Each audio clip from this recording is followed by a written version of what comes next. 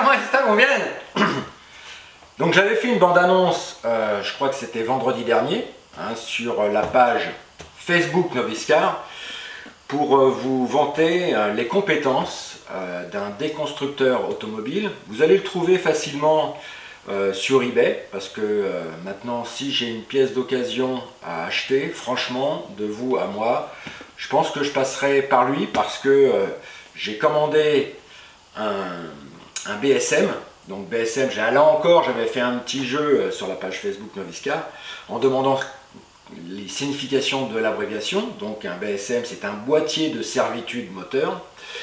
Et tout simplement parce que sur une vieille 207, j'avais des courants de fuite, et deux, surtout, j'avais des broches qui étaient complètement oxydées, carbonisées. Enfin, il s'est passé un truc là-dedans, quoi.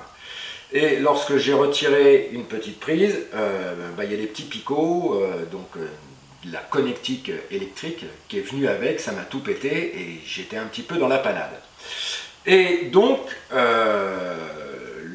sur eBay, j'ai trouvé la pièce adéquate. J'ai d'abord téléphoné au gars, au vendeur, on va dire, sur eBay, hein, qui s'appelle Dylan. Donc je répète bien, ce vendeur sur eBay, vous allez le trouver sur la dénomination MPA 77410. Hein, c'est un déconstructeur automobile et franchement, il travaille à une rapidité, c'est effrayant. C'est mieux qu'Amazon. J'ai commandé cette pièce mercredi, je l'ai reçue le lendemain. Mais c'est un truc de fou. Alors entre-temps, j'ai envoyé un mail parce que, évidemment, lui, il vendait que le BSM seul. Et moi, j'ai négocié un petit peu avec lui et je lui ai demandé une faveur. Il m'a demandé de le rappeler dans la foulée et c'est vrai que je l'ai eu au téléphone et je l'entendais parler avec ses collègues et après, bon, on va découvrir ensemble le contenu du colis. Et puis ensuite on ira changer la pièce sur la voiture, mais en attendant les consignes passent bien, il a compris ma problématique et franchement c'est quand même une société. Je te mettrai des photos avec l'adresse, leur numéro de téléphone et puis je répète bien le nom du vendeur, MPA 77410. Ça m'a l'air d'être des gens qui tiennent la route et quand je regarde les évaluations sur eBay, c'est que du bonheur, c'est que du plus. Donc maintenant, on va découvrir le colis. Et puis dans la foulée, on ira directement travailler sur le véhicule. Mais en attendant, générique!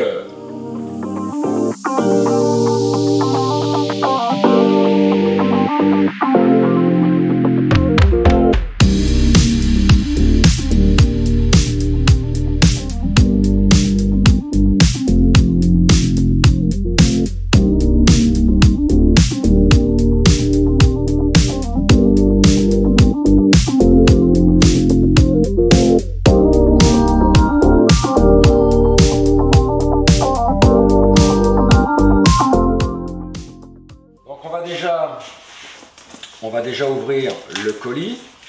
Alors déjà, franchement, c'est hyper bien conditionné. Je vais garder l'étiquette parce qu'il y a le numéro de téléphone, mais je vais te mettre tout ça en photo. Après, les gens font ce qu'ils veulent, hein. Moi, pour le moment, je trouve que cette société, non seulement elle travaille vite, cette société est à l'écoute du client, comme ça j'en profite pour mettre ça de côté, est à l'écoute du client et on va voir maintenant si le produit correspond bien à mes attentes. Alors tu vois, ils ont mis des gros scotch hyper collants. Regarde le conditionnement.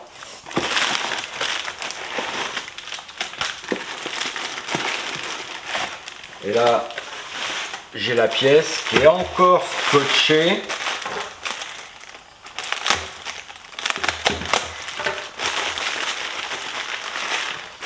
J'avais demandé à ce qu'il me laisse les prises.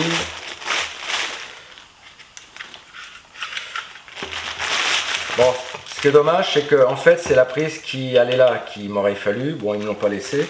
Bon, peut-être que je me suis mal exprimé aussi, hein, c'est probable. Mais en attendant, on voit que j'ai l'intégralité des câbles. Je vais pouvoir monter tout ça maintenant sur la voiture, quoi. Voilà. Et puis il m'a même laissé les gros fusibles de puissance là derrière. Bon, ben, il n'y a plus qu'à. Bon, je vais me changer. Je vais peut-être rester comme ça au niveau du fût. Par contre, je vais mettre quelque chose qui craint pas la saleté. Je vais mettre des gants. Bon, là, en ce moment, dans les Landes, ça caillote un petit peu parce qu'il y a du brouillard. C'est le taux d'humidité qui est pas bon, quoi. Et puis, je te donne rendez-vous tout de suite. Là, on va aller te bricoler sur la petite 207 que tu connais déjà, puisque on avait quand même changé un embrayage, on avait quand même changé l'alternateur, on avait déjà quand même pas mal bricolé sur cette vieille caisse. Bon, bah là maintenant, moi ce qui m'intéresse, c'est changer le boîtier, et quand je vois l'intérieur, franchement, là sur cette prise là, c'est nickel au fond. Alors que celle qu'il y a sur la voiture, je l'ai nettoyée, mais on voit que si c'est charbonné, c'est oxydé, et voilà quoi. Donc je pense que cette prise là, soit elle a pris un sacré courjus, ou alors il y a de l'eau qui est rentrée là-dedans et ça m'a foutu la merde. Mais en attendant, bon bah c'est ça qu'il faut changer. Bon, moi en fait, j'ai besoin que de cette pièce là. Bon, j'aurais voulu que le vendeur, mais je pense qu'on ne s'est pas très bien compris, c'est pas tellement grave. Je vais voir, à la limite, je pourrais peut-être le recontacter, j'en sais rien. C'est la prise qu'il m'aurait fallu pour aller là-dedans. Parce que je ne sais pas comment, on va dire que ça, c'est la prise donc mâle. Je ne sais pas comment est la prise femelle, parce que comme j'ai plein de petits picots, tu vois, c'est des tout petits pics, des petits morceaux de fer là, qui gros comme des têtes d'aiguille là qui ressortent. Bon, moi j'en ai plein qui sont cassés. Donc voilà. Donc quand tu reçois cette pièce là, enfin quand tu voilà, ça vient comme ça, et tu vois il y a des glissières dans lesquelles vient se clipser cette partie basse. En fait ce que tu fais, c'est tu passes par l'intérieur. Enfin moi je me suis aidé avec un petit couteau, j'ai écarté tranquillement les pattes plastiques, ça les a déclipsées et le machin il est parti tout seul. Voilà. Donc le vendeur m'avait laissé ces deux petits trucs là, dont je n'ai pas l'utilité, hein, je pense que c'est bon. Mais par contre, ce que j'apprécie, c'est, tu vois, il m'a quand même coupé les câbles relativement éloignés, longs, si bien que éventuellement, si cette partie-là, bon, ça m'étonnerait, hein, parce que là, c'est que des parties électriques, hein, il n'y a pas d'électronique là-dedans. Bon, au pire des cas, si j'ai un courant de fuite par là, ce que je peux faire, c'est dénuder les câbles électriques, refaire la même chose côté voiture, enfiler de la gaine thermo-rétractable, souder les bouts de cuivre entre eux avec de l'étain, déplacer ma gaine thermo-rétractable, un petit coup de soit de briquet, enfin moi j'aime pas utiliser le briquet, je préfère utiliser le décapeur thermique, mais après chacun voit midi à sa porte, hein, c'est pas tellement le problème, et de telle façon à pouvoir retrouver une connectique et une continuité du courant électrique parfaitement bien. Bon, on va se couvrir hein, parce que il y a un peu de brouillard, c'est humide. On va déjà ouvrir le capot. Donc j'avais déjà déboîté la partie supérieure du boîtier des servitudes moteur. Et là ce qu'on va faire, c'est qu'on va déjà enlever la batterie. Donc on va débrancher le plus. Je vais aller chercher une petite quai d'8. On va enlever la batterie en vue de se faire un petit peu de place. De toute façon, la batterie, j'avais pas si longtemps, j'avais des courants de fuite. Donc la batterie, à mon avis, elle est en dessous des 10 volts. Et en dessous de 10 volts, tu démarreras jamais un véhicule. Ça, c'est clair. Et on va s'occuper justement du BSM et de remplacer la pièce avec les petits picots complètement oxydés, complètement cassés, voilà.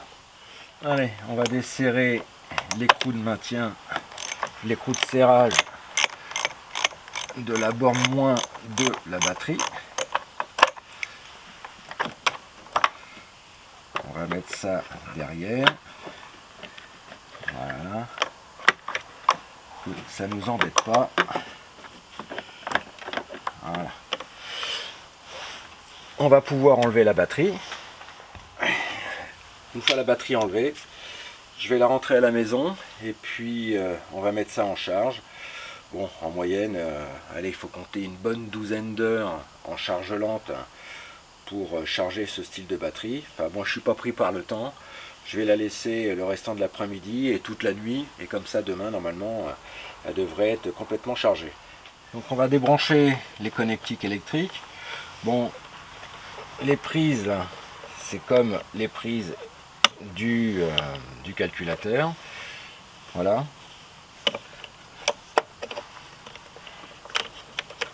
En fait, ce qu'il m'aurait fallu, moi en plus, c'est la prise en plein milieu, là.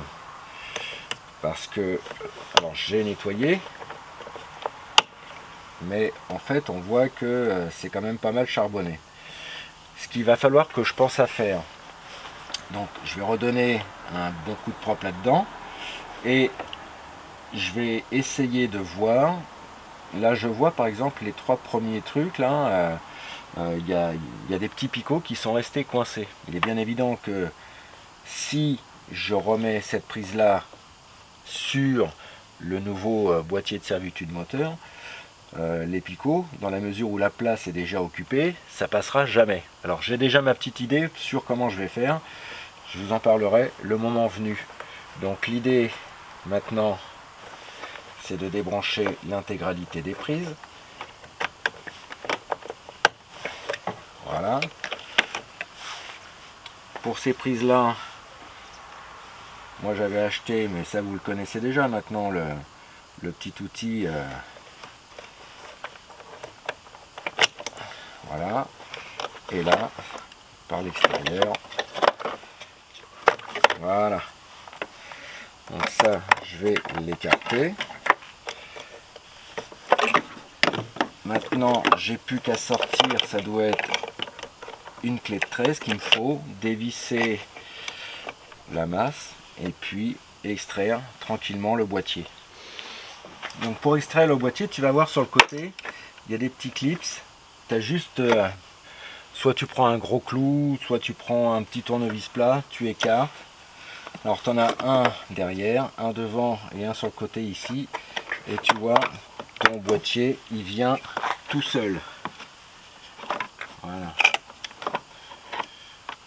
Et donc, rebelote.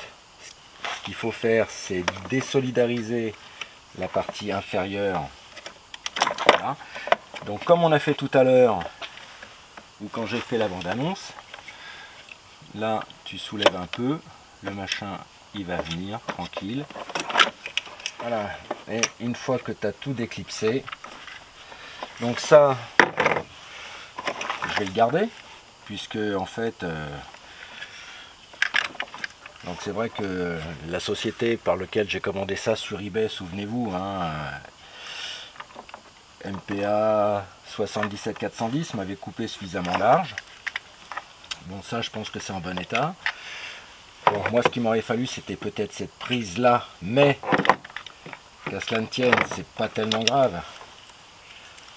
C'est la prise marron qui est ici.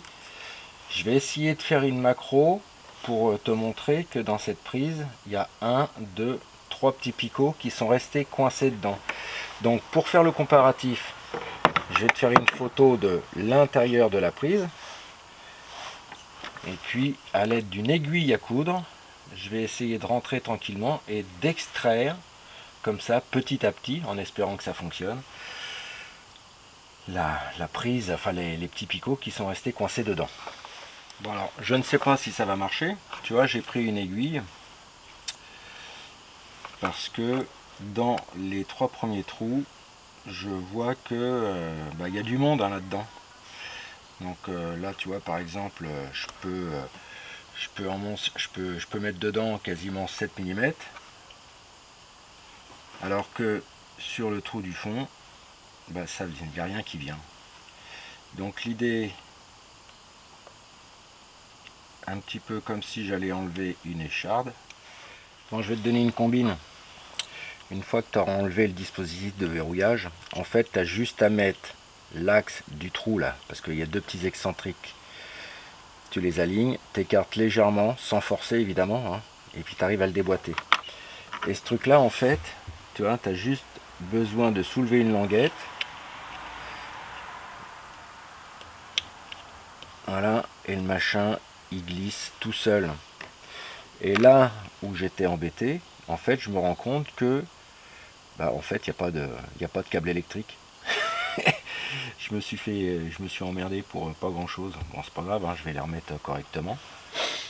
Et puis, dans la foulée, évidemment, tu mets ça dans la rainure. Voilà. Je vais mettre un Riesling quand même ici pour solidariser, parce que je vois que les autres en ont un, donc je vais faire la même chose. Et puis je vais remettre la tâche de verrouillage et je vais remonter. Bon, je viens de comparer les deux pièces. Bon, je ne sais pas si ça va avoir une incidence, hein, le numéro n'est pas vraiment le même. Hein. Là, j'ai été livré sur un 880, l'autre c'était un 680. Bon, autrement, il n'y a rien qui change vraiment. Si ce n'est que là, sur l'ancienne, il y avait un fusible de 30 ampères. Donc sur la nouvelle, elle n'y était pas, je l'ai déplacée et puis voilà quoi. Donc on voit que les pièces à l'intérieur sont hyper propres. Et quand je vois par exemple les différents picots qu'il y a sur la pièce que je me suis fait livrer par MPA 77 410, MPA 77 410, eh bien on voit que avec l'ancien truc là, bah, il me manque 1, 2, 3 picots. Sur la nouvelle je les ai, tout ça c'est nickel, c'est bien propre. Je vais quand même m'assurer que rien n'est bloqué là-dedans, parce que ce serait quand même un peu couillon de se faire avoir.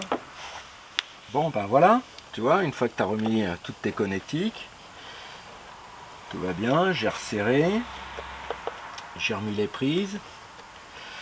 Bon, là c'est quand même verrouillé. Bon, c'est cette prise là moi qui m'aurait fallu, bon, je ne sais pas trop comment c'est câblé en dessous.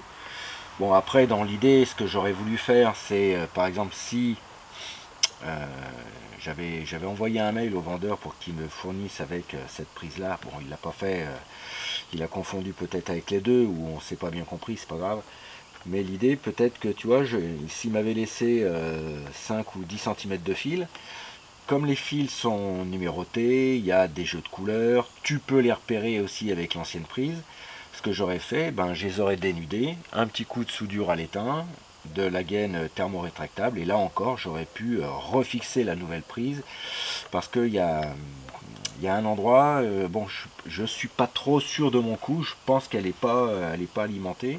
Enfin, quand je dis elle n'est pas alimentée, c'est que dans la prise du BNS là, il n'y a pas le petit picot qui ressort, donc je pense que ce serait étonnant que ce soit déjà une pièce, voilà quoi. Donc bon, l'idée maintenant, il faut attendre que la batterie soit rechargée.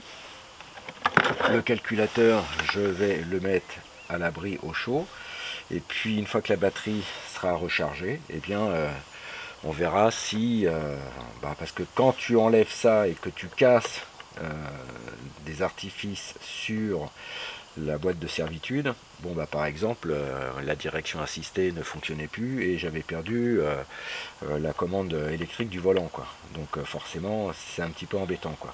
Bon, une fois que maintenant ça y est, ça a été changé, normalement ça devrait refonctionner. Bon bah voilà, c'est torché. Donc changement du BSM, boîtier de servitude moteur, une pièce commandée sur eBay avec un vendeur, hein, je vous rappelle, MPA 77 410. On va dire tout s'est bien passé. Donc alors c'est vrai que je lui avais envoyé un mail en lui demandant s'il pouvait me faire une faveur en me filant une prise, vous savez, les prises style calculateur quoi. Bon, par contre, il m'a laissé deux prises. Je pense qu'on s'est pas bien compris sur ce truc-là. Pourtant, je l'ai eu au téléphone, mais à la limite, je me suis débrouillé un petit peu autrement. J'ai démonté la prise. Et en fait, là où il manquait des picots, il y en avait deux qui étaient alimentés, mais il y en a un que j'ai pu retirer. L'autre, en démontant la prise, bon, bah, j'ai pu le pousser et c'est sorti. Bon, bah voilà quoi. Donc déjà, tout ça, c'est propre, contrairement à l'ancien BSM que j'avais qui était tout oxydé, charbonné. Alors est-ce que le courant de fuite venait là? Bon, voilà. J'avais tout testé au niveau de la boîte à fusibles, non, du boîtier de servitude moteur, et je me suis rendu compte que tout allait bien.